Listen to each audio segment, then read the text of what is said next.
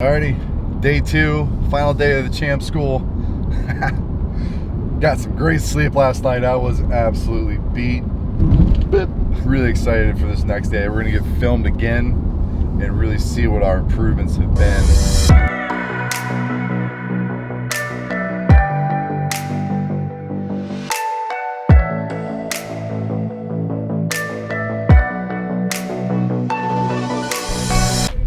How was your band ride? It was good. I had a few questions as far as where to turn in. Turn 3 has been screwing me up, and 13 and 14 been screwing me up. So I think we kind of settled some stuff down. Now it's time to get knee down, stop being a little baby.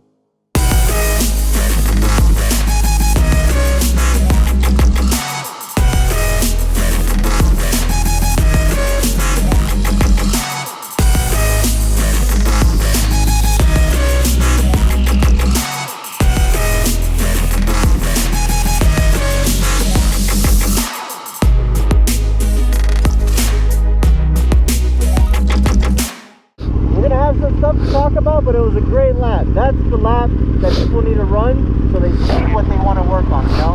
And I can tell you weren't riding over your head, but you were putting down a good lap. Thank you. I was hoping it's better than last night's. Yeah. It felt better. It felt like I was farther off. Yeah. I know I got more to do, but that felt good. And you were in the center of the camera pretty much the whole time too. Awesome. Thanks, brother. One of the great things that Yamaha Champions Riding School does is they record you after they've already trained you a lot, and day 2 is supposed to show a very good progression, and honestly it really does. So we're here with Michael Hay now, and he's going to kind of talk about my personal film breakdown. No, I'm hanging off, and you get the film, and film doesn't lie, right? And we're right behind you. But I will say the improvements from day 1. At day 1 we do it at the end of the day, you know, a fire hose of information. Day 2 we get it in the middle of the day, kind of everyone sleeps on it, and it's just always so great to see the improvements. Definitely saw improvements in your video. Appreciate that. Yeah, so day 1 we were definitely a little bit more crossed up.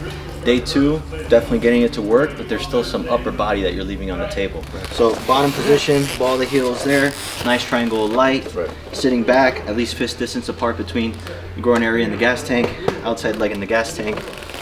And what happens very commonly is that we'll turn and we'll go and we think we're hanging, but actually that inside arm is kind of straight and is keeping our head up.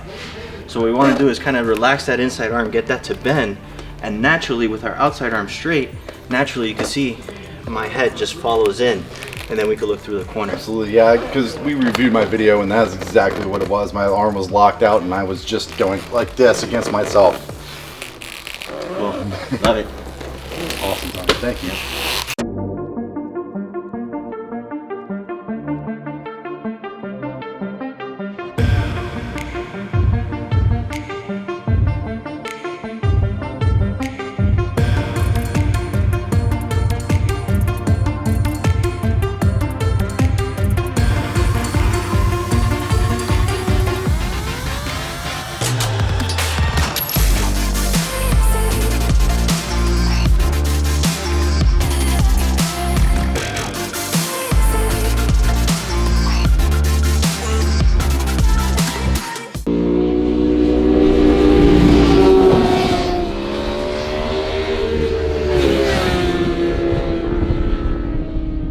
So how did that one go?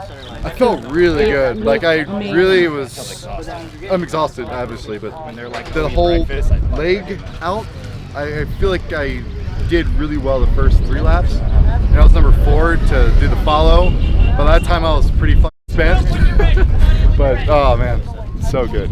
So good. Dude, I had a Norton, which was like, I don't know, the 1960s, whatever thing. I was on this at AMP. Getting it. I'm at 205, very respectful, 80% B group, I would say. This motherfucker.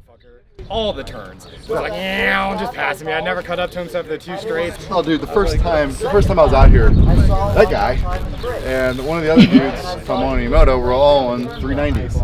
I'm on the Aprilia, and I'm ahead of them, obviously, from straight, and they catch me like 36. I'm like, what? And that's when I realized I suck and need to do something better. Maybe some cold tires right now, so nothing too crazy. But we're doing the cone drill. And wherever the pointy end is where the bike needs to be. So they put them in these very obscure places, and you have to try to make it a good lap based off of it.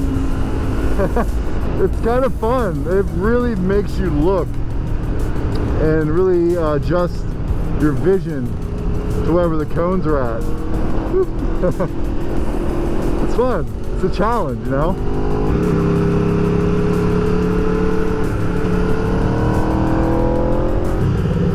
Too early off the brakes. Way too early off the brakes. More, yeah, more. So, we're gonna go do a lap with only rear brakes. So, I guess we'll see how this goes. And we're going with all the faster guys too, so yay! That's good.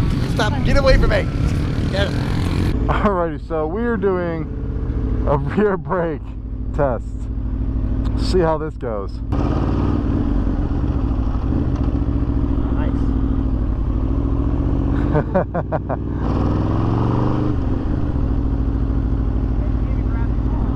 Perfect. That was good. Okay. Next one, try to get into ABS, so a little bit more speed. Cool? Okay. Right there. Great job, Marv. Great job. Pretty damn good. Go ahead.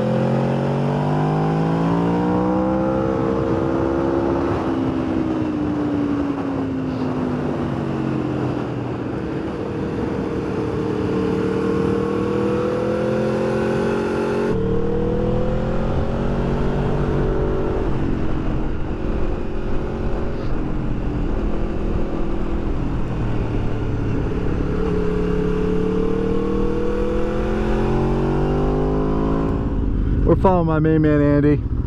He is the president of Desmo Southwest.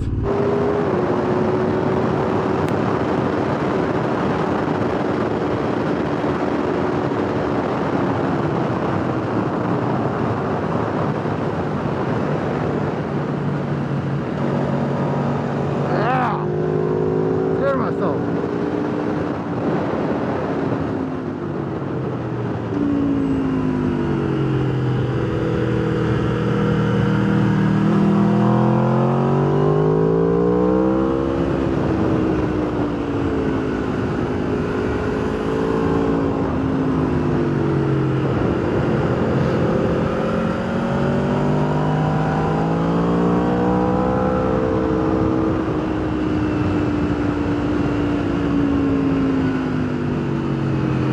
Too shallow.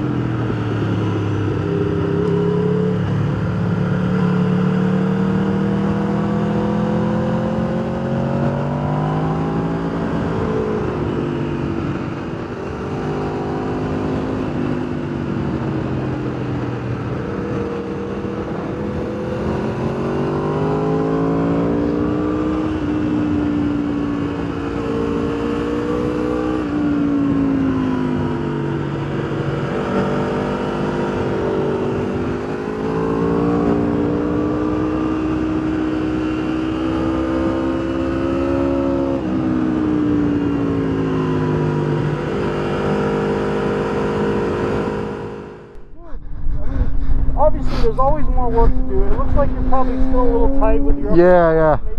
I can feel that every once in a while. It pops in my head. I'm like, oh yeah. And at But some point, you're gonna learn that all this stuff we do is less work, not more. yeah, Otherwise, fucking A. it's awesome. Put your seatbelt on, please, sir. No. I've been riding around without a seatbelt on all day. I'm fine. Well, hun, you spent the day, 2 days, watching motorcycles go around a track and recording me. How badly do you want to be out there on the track? I did. It was a little intimidating at first. I'm like, there's no way I'm going to be able to keep up with any of this stuff. It was pretty complex, but after watching the videos a whole bunch of those laps that you guys got recorded with the instructors, and the more I followed along, the more I was like, I could totally do this. That's coming from someone that's never put a bike on a track or really ridden anything crazy fast. Well, our 2-day extravaganza here at Indy Motorsports Ranch for the Yamaha Champions Race School has ended. I am absolutely beat, which is why my wonderful wife is driving us home. Champ School puts a price on this class and everything that they do, but honestly, it's really invaluable. You can't put a price on your safety, and training like this really, really helps with that. So with that, you all have a good one. I'm out.